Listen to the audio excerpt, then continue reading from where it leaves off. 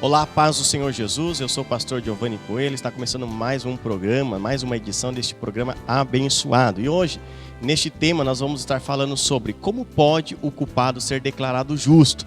Então, fique ligado, está começando o programa Viva a Vida.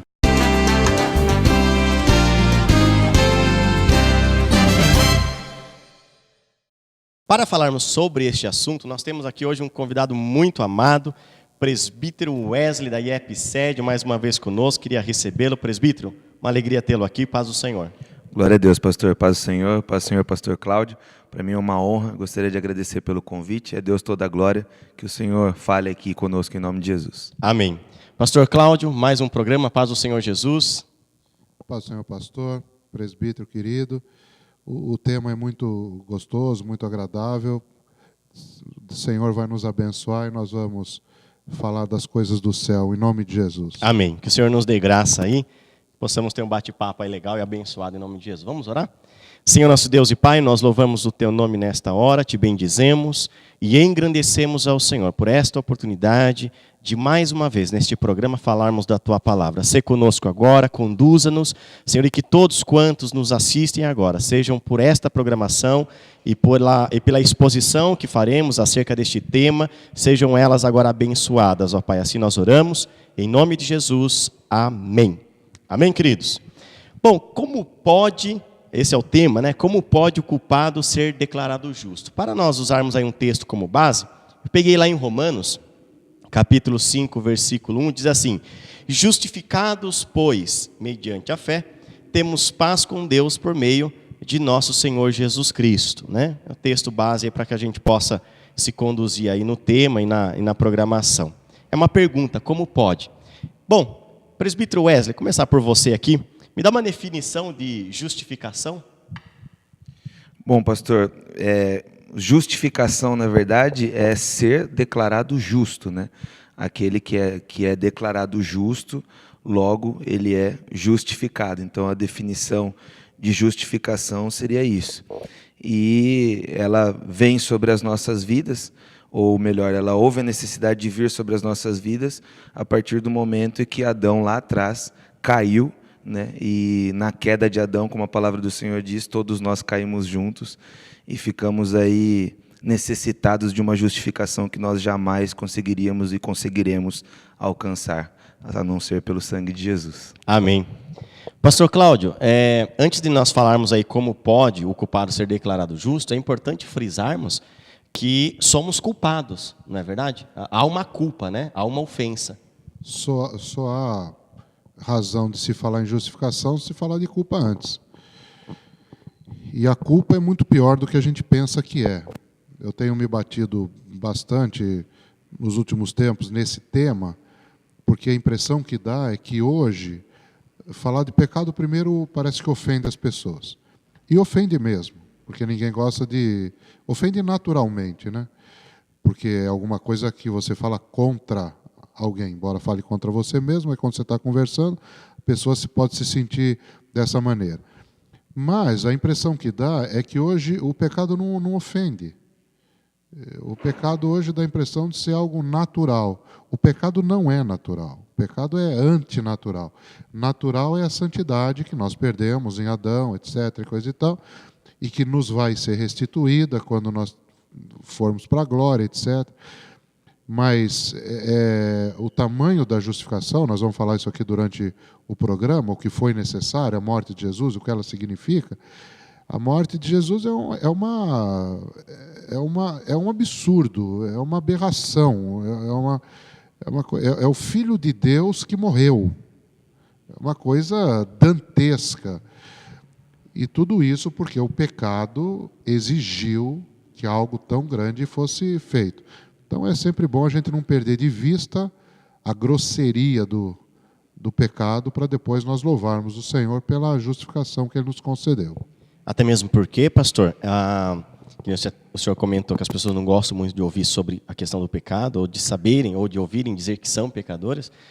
Quanto maior, muito embora acho que isso está um pouco aquém da nossa completa compreensão, mas quanto maior nós temos a ideia da ofensa que cometemos, mais vamos poder perceber o tamanho da grandiosidade, né, de Deus no ato de justificação.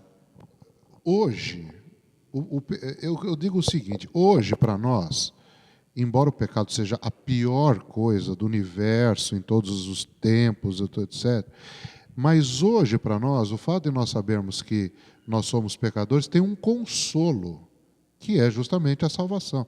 Nós não poderíamos nos excusar de sermos achados pecadores. Porque quando você quer se excusar de ser um pecador, na realidade você quer se justificar, você não quer admitir que é tão mal quanto a Bíblia diz que você é. Então, na realidade, você está desprezando, de alguma maneira, a salvação que foi proposta pelo Senhor. Foi proposta e foi feita pelo Senhor. Então, quer dizer, hoje, para nós nos reconhecermos totalmente pecadores, nós temos a salvação. A salvação é maior que o pecado. Onde abundou o pecado, superabundou a graça. Não há por que você fugir de se reconhecer um enorme pecador. Tanto é que, só complementando o que o pastor falou, na primeira epístola de João, capítulo 1, versículo 8, ele diz assim: se dissermos que não temos pecado, enganamo-nos a nós mesmos e não a verdade em nós. Ou seja, já é uma máxima. Nós somos pecadores, nós temos pecado, mas graças a Deus que nós temos Cristo. E tem o versículo 9 aí também que você pode ler, né? Se confessarmos os nossos pecados, é melhor ler, né? Se confessarmos os nossos pecados, Ele é fiel e justo para nos perdoar os pecados e nos purificar de toda a injustiça. E só mais um comentário a propósito disso, em Romanos 3, versículo 14, diz assim: sempre seja Deus verdadeiro e todo homem mentiroso. Deus é verdadeiro, nós somos mentirosos. Por quê? Poxa, mas eu não falo mentira nenhuma. Não é o que você faz, é o que você é. A mentira, neste caso aqui, ela se opõe, o homem mentiroso aqui está num lado da balança, do outro lado da balança está um Deus verdadeiro. Quer dizer, o que se opõe à verdade de Deus é uma mentira. Como nós não somos como Deus, somos mentira. Somos, em essência, uma mentira. Presbítero Wesley, o que é justificação? Muito embora é um termo, a palavra, de repente até seja uma palavra popular, até conhecida entre nós cristãos, mas o fato é que, acredito eu, que talvez poucas pessoas, até aqueles que são crentes, principalmente os que são, de repente não entenda o verdadeiro significado, o que implica a ideia do termo, né, da palavra justificação, justificar o ato de ser justificado. O que seria aí justificação? Eu entendo assim, pastor. O versículo que nós lemos aqui como tema desta conversa é Romanos 5:1. Eu gostaria de ler de novo. Sendo, pois, justificados pela fé, temos paz com Deus por nosso Senhor Jesus Cristo. Eu acho que esse versículo, na minha opinião, foi muito bem escolhido pelo pastor, porque ele declara literalmente o que é a justificação, né? Aqui no meio do versículo diz assim: temos paz com Deus. Então, o que houve é que um dia o homem pecou por conta de um homem que pecou. A própria epístola de Romanos diz que pelo pecado de Adão todos pecaram, de Adão a Moisés a morte reinou, e o Senhor Deus no céu, que é imutável, que não muda, que é eterno, Ele olhava para a sua criatura, olhava para Adão, e ele não podia contemplar o pecado de Adão. Então, o pecado de Adão fez separação entre Deus e o homem, né? E a justificação, na verdade, é Cristo morrendo. Então, o desenho é mais ou menos assim: o Senhor, na glória, olhando para um homem pecador, que ofendeu ao Senhor, e Deus que não muda, tendo a sua justiça, a mesma de quando Ele criou o homem, e de quando Ele formou o homem sem pecado, o Senhor, Ele tendo que ter algo para que essa justiça fosse saciada, porque o homem era pecador, e não tinha cobertura de sangue sobre o homem, não tinha sacrifício sobre o homem. Então vem Cristo, morre na cruz do Calvário, e Ele se coloca, né, entre o Pai e nós. A palavra do Senhor diz em Timóteo que Ele é o medianeiro. Então Ele se coloca entre Deus e os homens. de tal maneira que da glória o Senhor olha para o sangue de Cristo e não contempla mais o nosso pecado. E aqui na sombra de Cristo nós recebemos a graça do Senhor. Então a justificação para mim numa figura é isso, é eu sendo pecador, mas o sangue de Cristo me justificando dos meus erros, me justificando, me tornando justo, me declarando justo diante de Deus, ainda que eu não o seja, mas eu estou debaixo de um veredito que me torna justo. Eu creio que a justificação ou seja, foi é isso. imputado algo sobre a tua vida. Assim, da mesma forma como havia o pecado estava imputado, né, e com isso traria a morte, mas agora Deus declarou, Deus determinou que você fosse justo. Ou seja, você é porque Deus disse que é, mediante a justiça cumprida no sacrifício de Cristo. É interessante o seguinte, pastor. Quando Deus criou o homem, ele deu uma lei. E a lei era, faça o que você quiser, menos isso. Isto é uma lei. Só existe lei para que você haja de maneira correta. Não existe uma lei para você pensar correto. Existe uma lei para você agir corretamente. Então, o que estava embutido naquela lei é que Deus esperava que Adão fizesse alguma coisa. E o que ele tinha que fazer? Tinha que não comer aquele determinado fruto. Bom, ele fez errado. Então, o que precisa para que o homem seja declarado justo, até gostaria depois de desenvolver um pouco mais esse tema, mas vamos por partes. O que precisava é que alguém viesse e fizesse o que tem que ser feito. Jesus veio, nascido de mulher, nascido sob a lei, e ele cumpriu a lei, ele fez o que tinha que ser feito. Então, a nossa salvação, e eu já disse isso aqui num outro programa, é muito interessante isso, do ponto de vista de Jesus, nós somos salvos pelas obras dele, porque quando existe uma lei, Deus tinha dado uma lei, a lei tinha que ser satisfeita, e Jesus satisfez a lei. E nós somos salvos pela fé, porque nós temos que ir a ele, não há nada que nós possamos fazer. Nós cremos nele, mas ele fez alguma coisa. Mas depois eu desenvolvo outro raciocínio aí. Uma outra questão sobre isso, de justificação, eu também até queria pegar um pouco do gancho que vocês colocaram, é a gente trazer a ideia de que o não cumprimento, né, de Adão, ou seja, a não obediência de Adão, trouxe algumas consequências, mas a exigência de Deus precisava ser cumprida, foi o que o senhor falou. Então, ou seja, alguém tinha que fazer aquilo que era para Adão ter feito, e foi exatamente o que Cristo fez. Exatamente. E a justificação, ela parte isso não é a justificação, isso seria propiciação, ou expiação, poderia se encaixar, mas a justificação, ela parte deste ponto em diante, né? É quando alguém cumpre, no lugar de Adão, a justiça de Deus, ou seja, a vontade de Deus, ela é satisfeita com o sacrifício de vicário de Jesus, substitutivo de Jesus, e agora ele tem essa autoridade, mediante ao seu sacrifício que satisfaz ao Pai, declarar quem quer que seja justo mediante a fé, né? Só antes do senhor comentar, uma coisa que eu achei interessante, que você até citou no versículo que eu coloquei como base, é interessante a gente perceber a ênfase que Paulo dá, e justificados, pois, mediante a fé, temos paz com Deus.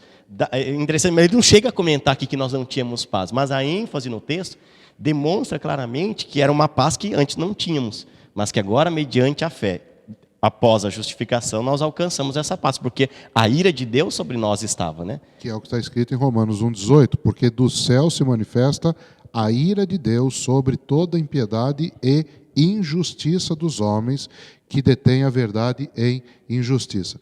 Eu queria comentar o que você começou a falar, pastor, e era a outra interferência que eu queria fazer. A palavra em Romanos 3:26 fala demonstração da sua justiça nesse tempo presente, para que ele seja justo e justificador daquele que tem fé em Jesus. Eu acho muito legal essa expressão. Ele é justo e justificador. E Deus tem que ser justo, porque ele é justo. É um atributo de Deus ele ser justo. Aliás, é um dos atributos comunicáveis de Deus. Bom, e o que significa ele ser justo? Significa que ele tinha que penalizar, ele tinha que matar. Para falar o português, claro, talvez alguém fique um pouco assustado, ele tinha que matar, porque a palavra dele no início era, se alguém pecar, morre. Então, para ele ser justo e não negar a lei que ele mesmo tinha feito, ele tinha que matar. Agora, tinha que matar quem? Quem pecou. Tinha que matar Adão. E já houve uma declaração explícita de misericórdia no ato do pecado de Adão, que foi o fato de ele não ter morrido imediatamente. Deus seria totalmente justo se o tivesse matado. E se Deus quisesse, em qualquer hora da história da humanidade, quisesse ter matado todo mundo, seria totalmente justo, porque todos herdaram o pecado de Adão. Agora, o que ele faz? Ele, para continuar justo, tem que matar. E ele escolheu, por amor, porque nos ama, demonstrar essa justiça sobre o seu filho. Isso é uma coisa impressionante, porque isso envolve um arranjo na eternidade ao qual nós não tivemos acesso, nós não temos acesso a essa conversa que houve na eternidade entre pai e filho, o pai dizendo que precisava do filho e o filho se dispondo. E o filho sabendo que isso traria, porque ele é Deus também, ele sabia o que isso representaria. E com o correr dos dias de Jesus aqui na terra, ele foi vendo, com o correr do tempo, o que o estava esperando. Ele foi lendo as Escrituras, que já havia, né? Então foi levado como ovelha muda diante dos seus tosqueadores. Jesus leu isso. E ele foi percebendo que isso era em relação a ele. Deus meu, por que me desamparaste? Salmo 22. E ele foi vendo que isso era com relação a ele. Então foi um ato, repito, para usar uma expressão que eu usei agora há pouco, uma aberração, um absurdo que Deus fez, jogando a minha iniquidade, a sua iniquidade, a iniquidade do presbítero, todas elas sobre o Senhor Jesus Cristo. E isso fez uma coisa, me perdoe, só para completar o raciocínio, pastor, fez uma coisa tremenda. Nós costumamos sempre ler Isaías 53, quando a palavra fala que nenhuma beleza víamos nele para que o desejássemos e tudo mais, não sei o quê. Mas no Isaías 52, 2 versículos antes, fala assim: como pasmaram muitos à vista dele, pois o seu parecer estava tão desfigurado, mais do que o de outro qualquer, e a sua figura mais do que a dos outros filhos dos homens. Quer dizer, eu sou desfigurado. Você é desfigurado por causa do pecado. Você é desfigurado por causa do pecado. Quem está nos assistindo está desfigurado. Mas cada um de nós é desfigurado só no que nós somos desfigurados. Jesus tomou essa desfiguração de todos. E a palavra diz que ninguém foi tão desfigurado quanto ele.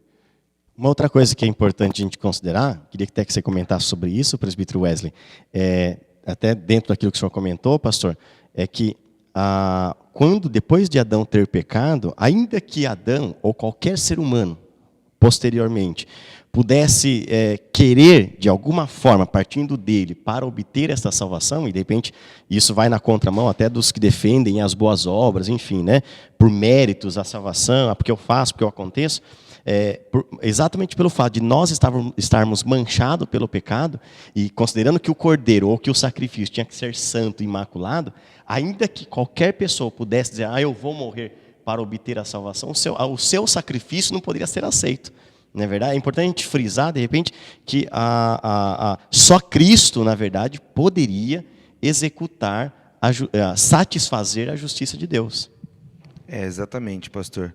E nós vemos até a quantidade de homens que se levantaram, tantos os que Deus levantou, quanto, aliás, todos são levantados, né, toda a autoridade, mas tantos que se levantaram para fazer o bem, quantos que se levantaram para fazer o mal, né, muitos ao longo da palavra, dos maus, Nimrod, uma série deles, tentavam trazer uma certa remissão sobre o povo, né, mas realmente era impossível, e só Cristo.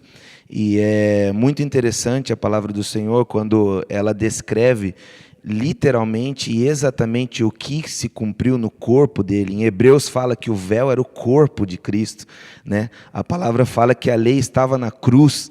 Então, dá até mais um bate-papo, mas se nós analisarmos, né, nessa cristologia, se eu posso dizer assim, os detalhes em que Cristo completou, cada detalhe, cada coisa que o Senhor fez, cada atitude do Senhor, né, registrado na palavra, até no Evangelho de Mateus, que Mateus ele escreve o foco, né, do Evangelho de Mateus, digamos assim, para o povo judeu, e ele até começa dando a árvore genealógica de Cristo, provando para os judeus que ele era o Messias mesmo. E ali nós temos várias atribuições que em Isaías se cumprem no Cristo. Então, assim, realmente só o Senhor mesmo, na sua plenitude da sua graça, do seu poder e do seu senhorio, para cumprir em si todas estas ordenanças que, como o pastor bem colocou, tinham que ser cumpridas, porque o Senhor não muda. Se Ele estabeleceu, e alguém, em algum momento, teria que cumprir, só o nosso Cristo mesmo para cumprir, e graças a Deus que Ele cumpriu. Posso fazer um comentário, pastor? Nós não teria motivo a nossa morte, não seria perfeita a nossa morte, porque o tamanho do estrago que foi feito foi um estrago contra, um dano causado contra alguém que é eterno e infinito. Então, embora a palavra diga que aquele que está morto está justificado do pecado, isso pode dar a impressão de que se nós morrêssemos, nós estaríamos justificados do pecado, porque o que está morto está justificado do pecado.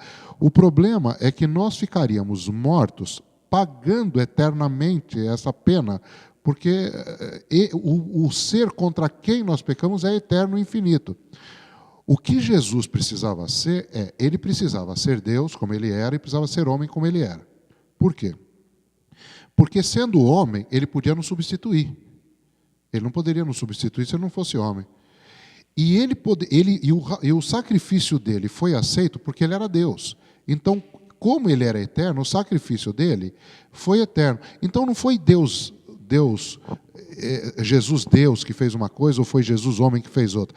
Ele era a pessoa do Senhor Jesus Cristo. Agora, ele tinha atribuições divinas e ele tinha atribuições humanas. As atribuições humanas serviram para tais e quais propósitos. E as atribuições divinas serviram para tais e quais propósitos. E isso é uma salvação perfeita. Ele era Deus e o seu sacrifício foi aceito, um sacrifício só, e acabou com os pecados, não precisa ficar pagando eternamente. Jesus morreu uma vez pelos pecados, a palavra diz isso lá em Hebreus, e ele era nosso substituto porque ele era homem. E a questão da justificação, que promove, aliás, a justificação ela promove em nós uma mudança. Pastor Cláudio, queria que o senhor comentasse um pouco sobre isso, e é importante que aqueles que nos assistem agora saibam disso. Nós estávamos numa condição e após a justificação nos foi colocada uma outra condição, né? A justificação, ela entra num pacote. Este pacote é o pacote da salvação. Então, a salvação do Senhor, que inclui a adoção, nós já falamos de adoção aqui, já falamos de outras coisas também. O que nós falamos? Regeneração, já falamos disso também aqui. A própria justificação, a fé, o arrependimento, todas essas coisas estão embutidas nesse pacote. Que são coisas posteriores, né? A salvação. A salvação é tudo isso. Não existe salvação sem alguma dessas peças. O que poderíamos discutir é a ordem que essas coisas acontecem, embora todas elas são quase simultâneas. Elas são simultâneas, mas existe o que se chama Ordo Salutis, que é uma ordem lógica, não cronológica, desses eventos todos que acontecem na salvação. Na verdade, elas são simultâneas, mas elas trazem, cada palavra, na sua ideia, uma implicação, né? Uma implicação. Agora, qual é a mudança que ocorre em nós? A mudança que ocorre em nós é o seguinte: a ira de Deus estava sobre nós, hoje é o amor de Deus está sobre nós. Nós estávamos mortos, hoje nós estamos vivos. Nós estamos devendo tudo para Deus, hoje nós não devemos nada. É só isso, quer dizer, é uma tão grande salvação, né, como a palavra fala, uma tão grande salvação, que é impossível de entender plenamente. Dentro dessa questão de posições, uma das coisas que eu gosto sempre de frisar, a gente até comentou sobre isso no início do programa, é que é importante que as pessoas hoje, mesmo aqueles que se convertem, o cara se converteu hoje, poxa, eu vou para o céu, glória a Deus, Jesus me salvou, eu tive um encontro com Cristo. Mas é importante que as pessoas tenham a conscientização, que na verdade as pessoas não têm, é que quando eu não conhecia Deus, não só a questão de eu não ser salvo, mas o fato de que a ira de Deus estava sobre mim. A gente sempre olha para Deus e nós vemos um lado de Deus, porque Deus é amor, porque Deus é benigno. Deus é tudo isso realmente. Mas Deus é um Deus justo e Ele é um Deus fogo consumidor também e que cumpre a sua justiça. Então, antes de conhecer a Cristo e de obter da parte de Cristo essa justificação, havia uma ira de Deus sobre a minha vida. E essa ira me traria a condenação eterna e o inferno. E o tormento eterno, né, pastor? Pastor, a importância do discipulado e do acompanhamento dos novos convertidos. Por quê? Porque a pessoa se converte, vamos dizer que a pessoa realmente se converteu, quer dizer, ela foi chamada por Deus, o Senhor a chamou, a tomou para Ele, aqueles que o Pai me deu, de forma nenhuma lançarei fora. O Pai pegou e jogou essa pessoa nas mãos do Filho para o Filho cuidar. Maravilha, vem o Espírito Santo, tudo maravilhoso. Mas a pessoa, embora ela esteja numa situação completamente diferente em relação ao céu, em relação a Deus, em relação a tudo, é outra coisa, ela não tem entendimento de nada disso. Ela não sabe nada disso. Ela vai desenvolver. Hoje, por exemplo, eu tenho estudado uma coisa ou outra. Estas coisas que eu estou estudando já são válidas para a minha vida desde o dia que eu me converti. Agora, depois que eu me converti, eu errei umas tantas coisas porque eu não entendia estas coisas. Hoje eu não erro, as mesmas. Então, quanto mais você caminha no caminho do Senhor, mais você sabe a profundidade de onde o Senhor te tirou. Isso para mim é maravilhoso, porque cada vez a salvação se faz maior. E isso é só uma antecipação do que nós vamos ter na glória, porque na glória nós continuaremos sendo criaturas e Deus continuará sendo o Criador, quer dizer, continuará havendo um abismo, embora nós não tenhamos mais nada que nos impeça de ver a Deus, ok. Mas toda a eternidade será um contínuo desvendar da glória de Deus. Considerando que Deus é um Deus infinito, né? Infinito. Presbítero Wesley, como você comentou comigo que dentro de todos os tópicos que eu coloquei, você se qualificou aqui, né? No ponto 4, eu vou fazer essa pergunta para você. Por que necessitamos de justificação? Então, pastor, eu meditei numa passagem que está lá em Colossenses, epístola do apóstolo Paulo aos Colossenses, no capítulo 1, versículo 12, 13 e 14, está escrito assim: dando graças ao Pai, que nos fez idôneos para participar da herança dos santos na luz, o qual nos tirou da potestade das trevas, ou seja, do reino das trevas, e nos transportou para o reino do Filho do seu amor, em quem temos a redenção pelo seu sangue, a saber, a remissão dos pecados. Eu fui pesquisar o significado literal no dicionário da palavra idôneos, do versículo 12, né? Dando graças ao Pai que nos fez idôneos. O Pai nos fez em Cristo idôneos para participar da herança dos santos na luz. E idôneo significa que serve perfeitamente ao propósito que se refere, que demonstra aptidão e capacidade para ocupar determinados cargos, para realizar determinadas tarefas, etc., apto e competente. Então, a justificação, na verdade, Cristo, ele nos fez idôneos. Então é impressionante, como o pastor falou, o pecado, ele nos desfigurou completamente, né? O salmista diz que em pecado me concebeu minha mãe, então nós já nascemos debaixo desse jugo, né? Não tem como. Estava imputado, né? Exato. E nos desfigurou. Então, quando eu leio essa palavra idôneo e vendo essa concepção do que significa idôneo, eu vejo assim uma porta que tem, melhor dizendo, um formato, e que só é possível passar por essa porta com esse formato.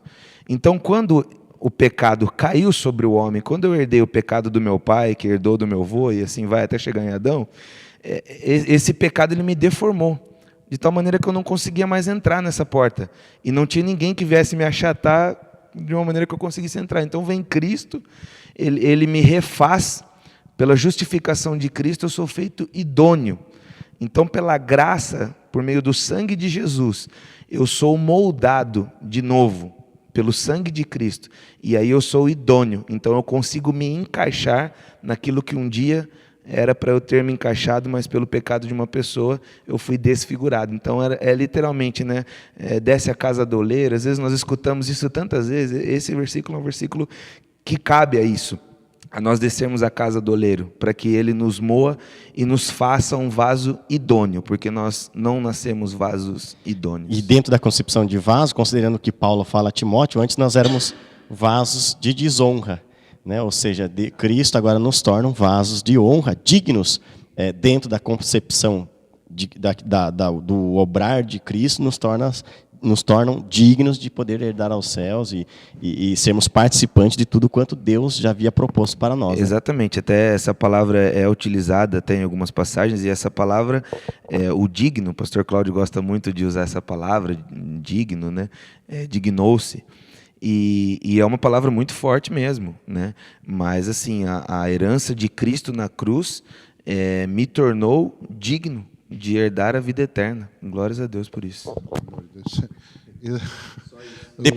Pastor, depois de um comentário deles, vamos terminar o programa, vamos comer, né? Não, sensacional.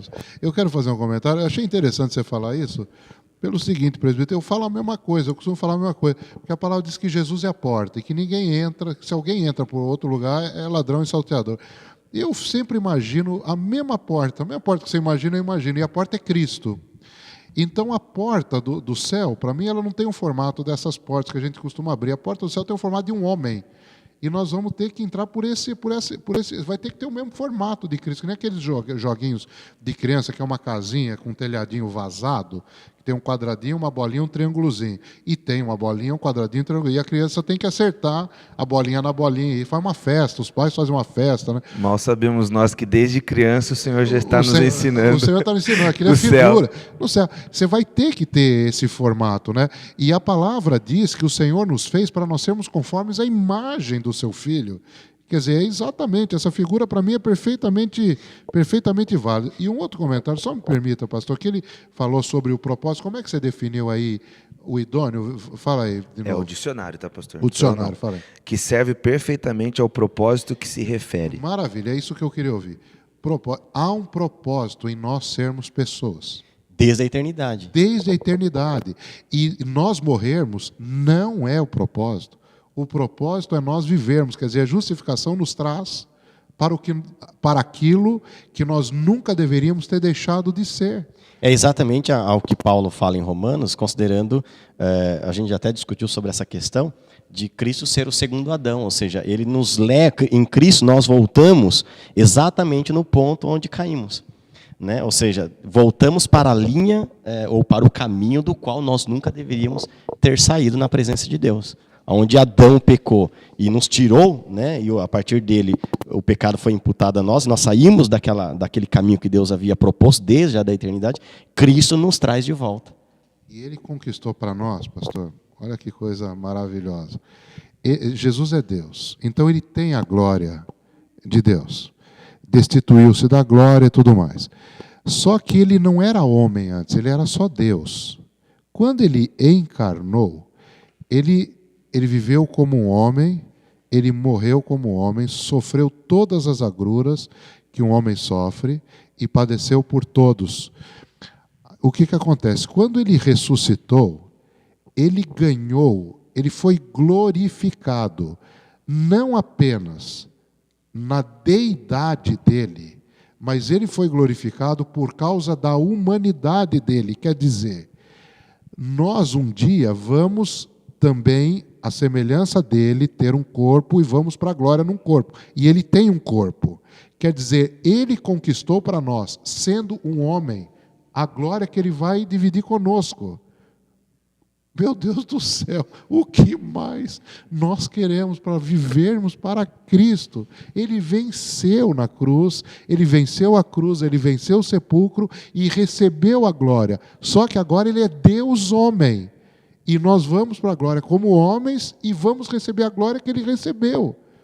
Misericórdia, eu quero esse Jesus. No ato, pastor, se a gente olhar isso dentro de uma questão mais prática, nós poderíamos dizer, nós somos filhos por adoção. Ou seja, o Filho unigênito de Deus é Cristo. Nós tornamos filhos por adoção. Ou seja, aquilo que era para ser, teoricamente falando, só para ele, porque ele é o unigênito, agora pela misericórdia de Deus e de Cristo, isso é partilhado com os outros filhos também. Claro, ele é o primogênito, né? Para ele é primeiro todas as coisas, mas ele partilha conosco para que possamos ser participantes de toda a glória que a Ele foi dada. E é possível viver na glória sendo homem. Porque nós não somos Deus, mas nós somos homens. E Ele, como homem, venceu e recebeu glória como homem. É possível, sim, um homem ter glória. E nós vamos compartilhar essa glória com o Senhor. Essa palavra que o pastor trouxe, eu creio que é isso que o pastor se referia, está em Filipenses 2, e a partir do versículo 7 diz assim: mas aniquilou-se a si mesmo, tomando a forma de servo, fazendo-se semelhante aos homens. E achado na forma de homem, humilhou-se a si mesmo, sendo obediente até a morte, e morte de cruz, pelo que também Deus o exaltou soberanamente, e lhe deu um nome que é sobre todo nome, para que ao nome de Jesus se dobre todo o joelho dos que estão nos céus, na terra e debaixo da terra, e toda língua confesse que Jesus Cristo é o Senhor, para a glória de Deus Pai. Amém. Só antes de nós continuarmos aqui, eu queria bater um pouquinho mais na questão da ideia, né, propriamente dito, de justificação. Eu quero que as pessoas que nos assistem agora, pastor, presbítero, compreendam que a ideia de justificação é exatamente, a gente poderia usar até no sentido prático, é uma pessoa que estava condenada por um ato cometido, por uma ofensa cometida, e que alguém superior a ela pagou a dívida.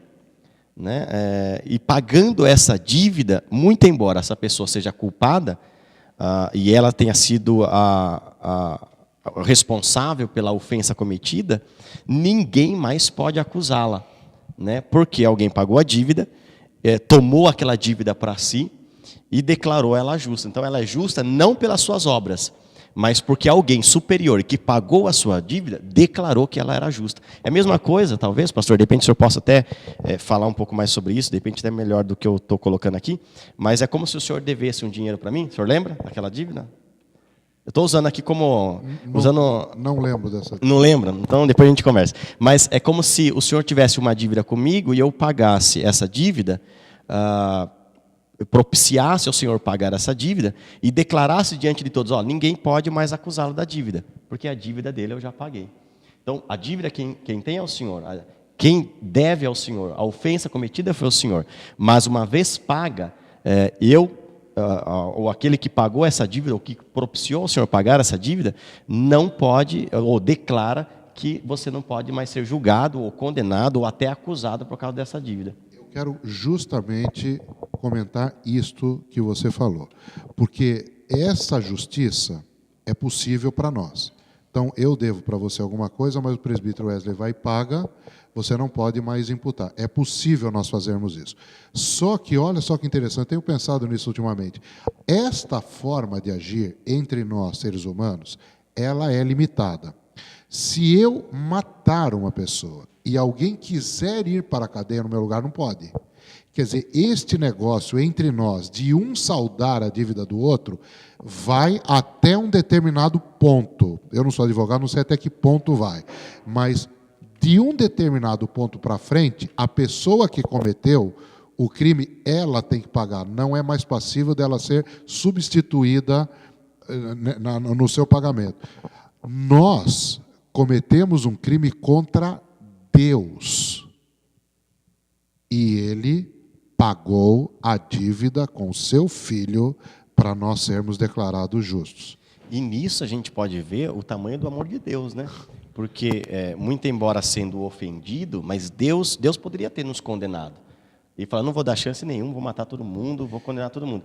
Mas o amor à criatura, aquilo que Ele mesmo havia criado, era tão grande que Ele propiciou uma forma, um método de cumprir sim a sua justiça, né, em que a sua palavra fosse cumprida, a sua lei fosse cumprida, mas ao mesmo tempo pudesse propiciar salvação àqueles que um dia ofenderam a sua lei.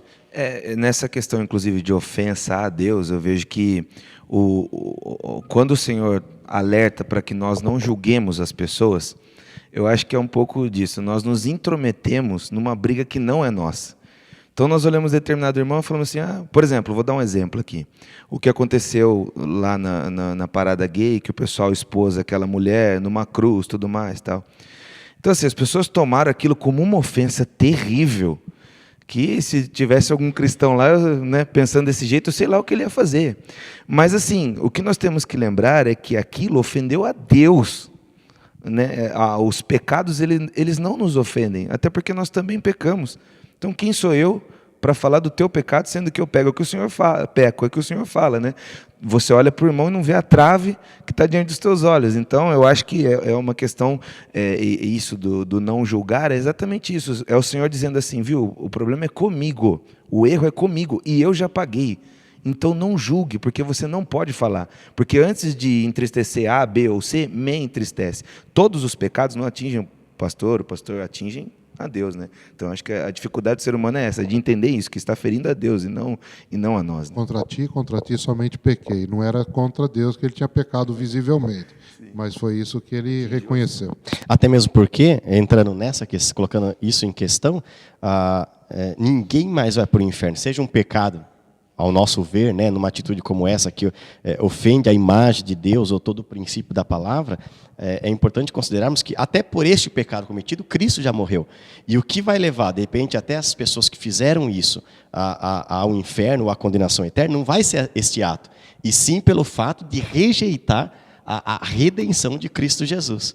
Né? Então, ninguém vai... É importante que a gente até frise isso e coloque isso em questão. Ninguém vai para o inferno por causa do pecado, porque para o Cristo já morreu. As pessoas vão para o inferno exatamente por não aceitar o sacrifício. Ou seja, olha que interessante, né? O tempo nosso já está indo embora, mas olha que interessante. Você está lançando o tema para o próximo. É que ele colocou aqui, eu quero dar uma comentada, mas ninguém vai para o inferno por causa do pecado cometido. As pessoas vão para o inferno por rejeitar o sacrifício de Cristo Jesus em razão do pecado cometido. Exatamente. Que é muito mais grave. Ou seja, olha que interessante, por mais grave que o pecado seja, por mais absurdo que ele seja, Deus não vai condenar ninguém por causa dele. Mas Deus vai condenar o homem por não aceitar o sacrifício de Cristo em razão deste pecado cometido. É por isso que o apóstolo Paulo sempre advertia que pela lei ninguém vai para o céu, é pela fé em Cristo, né?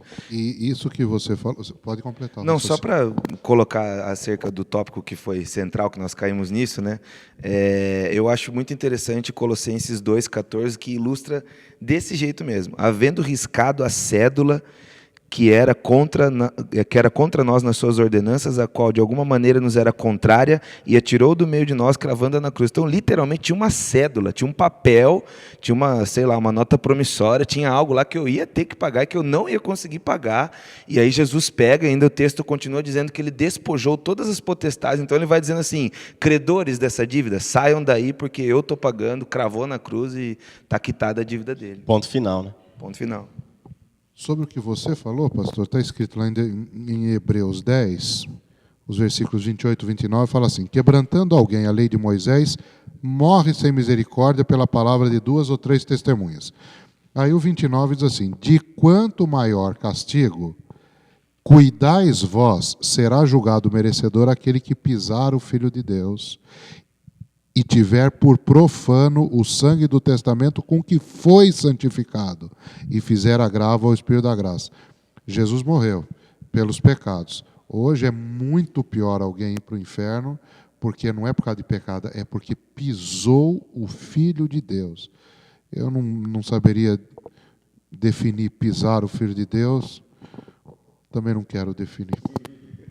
Só para nós fecharmos aqui, é importante colocarmos aí em questão que o único meio do homem ser justificado é pelo sangue de Cristo.